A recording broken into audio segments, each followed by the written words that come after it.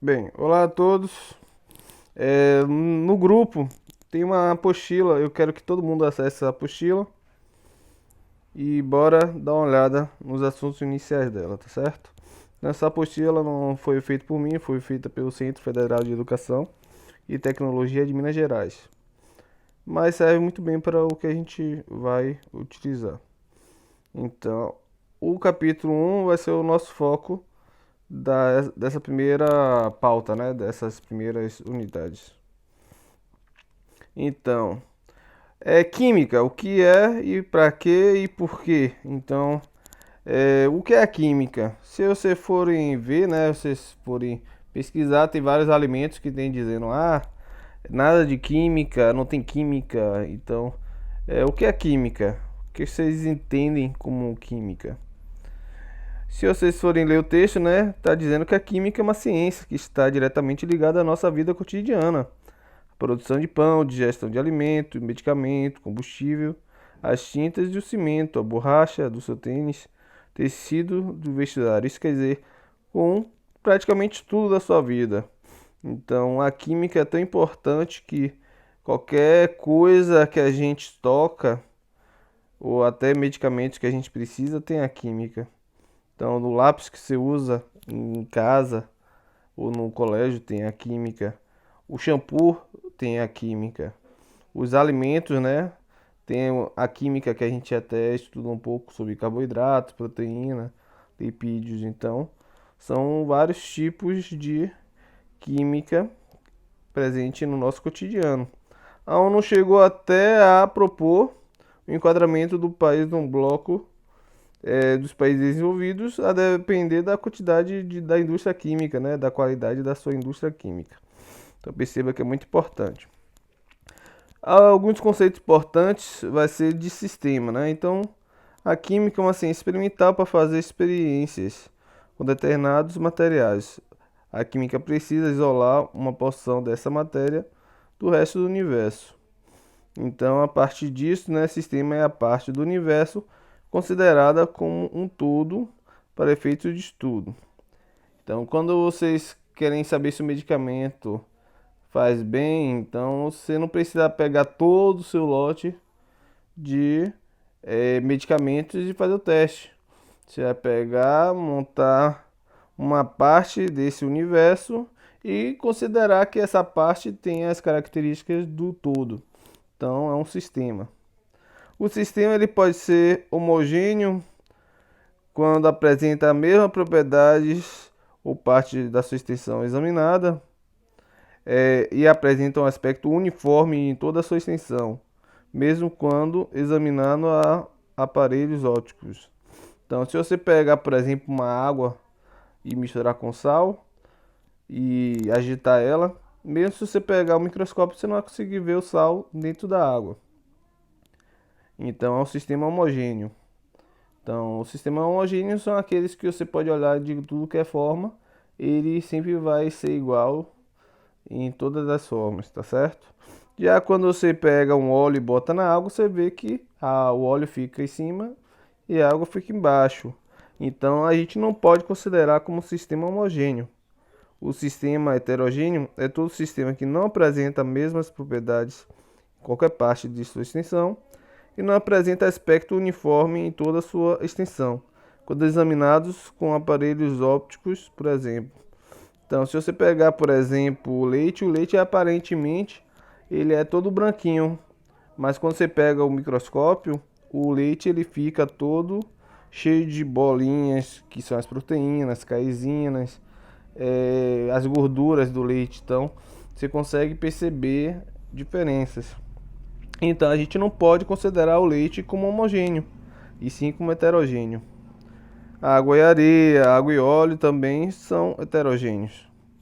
O ar que a gente respira, eu posso considerar como um sistema homogêneo, porque os gases eles formam sistemas homogêneos, eles se misturam e a gente não consegue perceber diferenças entre eles. Fases. Todo sistema heterogêneo é constituído por várias porções, que separadamente são homogêneas. Fases são as diferentes partes homogêneas que constituem um sistema heterogêneo. Pela definição de fases, conclui-se que todo sistema homogêneo é monofásico, isto é, constituído por uma única fase. E todo sistema heterogêneo é polifásico, é constituído por duas ou mais fases, de acordo com o número de fases. Os sistemas heterogêneos podem ser bifásicos, trifásicos, tetrafásicos, etc. Então, o que isso significa? Um sistema homogêneo, ele só tem uma única fase, porque qualquer região que você pegar é idêntica às outras, então a fase é única. Já se você pegar água e óleo, você vai ter a fase da água e a fase do óleo, você vai ser bifásico, tá certo? E se você pegar água e óleo e botar um pouquinho de areia, vai ter a água, óleo e areia. Então vai ser três fases, então vai ser trifásico. Matéria. A matéria é todo sistema que possui massa e ocupa lugar no espaço. Essa é a definição antiga da matéria. Atualmente se usa a definição de que a matéria é um conjunto de energia, né? Então a energia vai se acumulando, formando uma matéria. Mas quando a gente for ver no sentido macro, é uma forma bem interessante que a matéria é todo sistema que possui massa e ocupa lugar no espaço. Alguns exemplos de matérias são vidros, madeiras, borrachas, etc. Quanto à energia térmica, essa não possui massa e nem ocupa lugar no espaço, então pode ser considerada matéria. Então, se você pegar onda sonora também, onda sonora, ela não ocupa lugar no espaço e não tem massa. Então, onda eletromagnética, a mesma coisa. Então, perceba que matéria é uma coisa e energias são outra. Apesar que, como eu falei, a definição mais atual da matéria, se você, pelos vídeos que vocês viram, né, do Big Bang, o universo não tinha matéria, tinha energia. A energia foi se comprimindo, comprimindo, comprimindo e formou as primeiras matérias, tá certo? Então tem essa ressalva aí. Corpo é a porção limitada da matéria. Objeto é um corpo que presta a finalidade determinada. E substância em química é qualquer espécie de matéria formada por átomos do elemento específico, em proporções específicas. Cada substância possui um conjunto definido de propriedades e suas composições químicas. Então, corpo é uma porção limitada da matéria. Isso quer dizer, se você pegar o cabo da vassoura, é uma parte da vassoura. Objeto é a vassoura toda, né? Que você tem uma finalidade com ela. E substância é qualquer espécie de matéria formada por átomos de determinados elementos específicos. Então, substância químicas são formadas por elementos químicos específicos.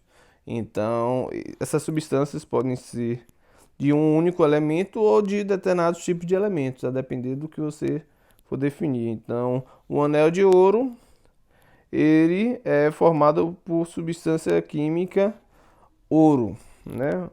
E ele geralmente é um objeto que você pode utilizar para casamentos, para noivado, entre outros. Propriedades gerais da matéria são propriedades que todos os sistemas materiais, corpos apresentam.